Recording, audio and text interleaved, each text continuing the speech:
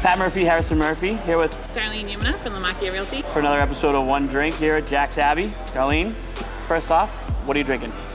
Rosé cider. Rosé cider. I got the Framingham. I figured we were in Framingham. Oh, so good. When in Rome. When in Rome, try it, right? Well, cheers. Cheers.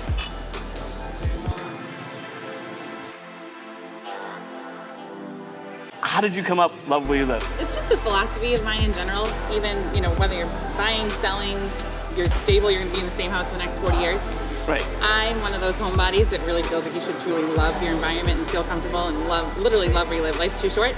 So that's the philosophy I always keep in mind with any buy-sell experience is like, let's make sure that you're in the best possible place for you and your family, finance-wise, home-wise, all of the above. So it really is a good umbrella. Really, truly, you should love where you live. That's it, totally. And speaking of loving where you live here in Framingham, but also in the surrounding areas, how did you start out in the business? I got back full-time because my oldest son has an autoimmune disease.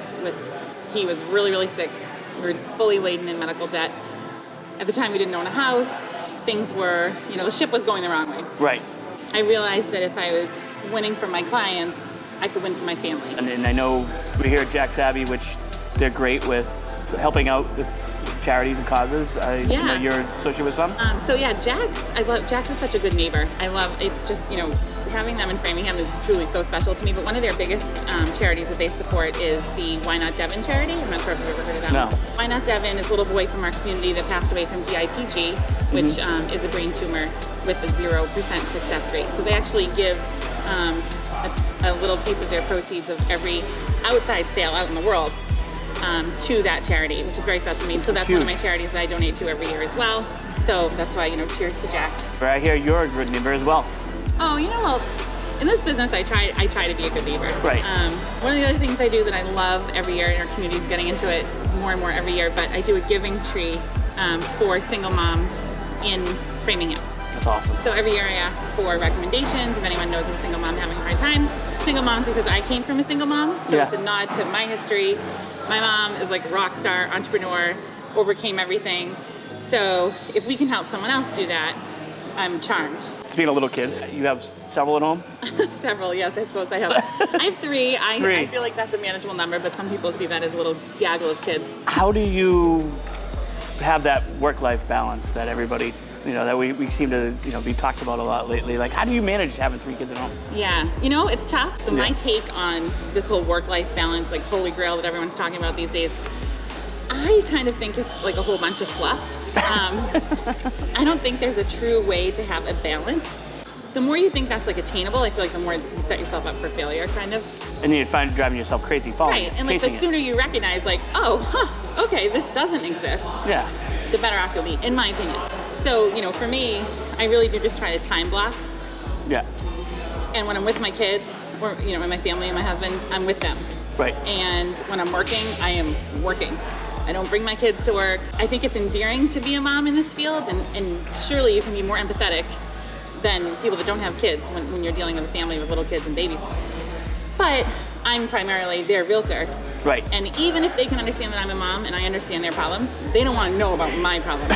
They want me to, take them from point A to point B in a seamless transaction. So I can do it all. I just can't do it all at the same time. And that makes so much sense. Right. And this is very untraditional. You hear a lot about people waking up early. I don't wake up early. I get my sleep. I typically go to bed late. Yeah. Get my sleep, wake up with my kids, do just my kids' stuff from 7 to 9. Right. So get them dressed, make them breakfast. School lunches, all that. 9 o'clock, I sit down, answer all my emails, make my list for the day, go to my appointments. And it's been so much smoother that way. How do you find you've gotten so successful? I want my clients to be so happy with how their life has come together at the end of our transaction that they want to tell their family and friends about it, and they want them to have a similar experience. I certainly started off on company leads, and that was super helpful, and it was, in the beginning it's so hard because I think I'm smart, right? I know I'm smart. Right, you are smart. and I'm like, my family and friends are going to hire me because they know I'm smart. It's going to be great. I know so many people. My husband knows so many people. Yeah. And no one's calling me. So I'm like, it's crazy. Why is nobody trusting me with their business?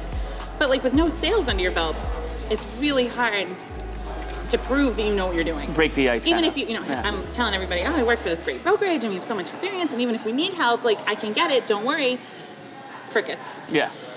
So that's one thing that's tough when you're starting out in the business, and I would tell any new agent, like you just have to prove yourself in the beginning, and if that means taking, buyer leads from a company or cold leads, like you just do what you have to do to kind of prove yourself and move forward and build that book of business and those sales. Yeah, just getting a bunch of transactions under your belt so you look like you're more experienced. And telling the world, like, hey, look, I sold this, I sold this, I sold this. Like, you cannot be shy. Right.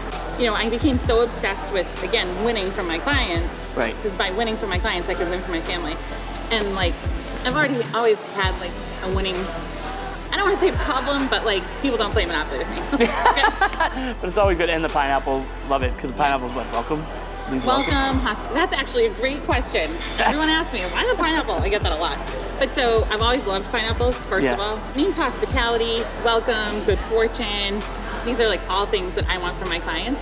And they're beautiful and they're sweet. And then there's the whole be like a pineapple, stand tall and be sweet on the inside. And of course, I'm very tall. So that's one of those things that resonates with people when they see the pineapple with me. So over time, it's taken on all sorts of meanings, but I do love my pineapples.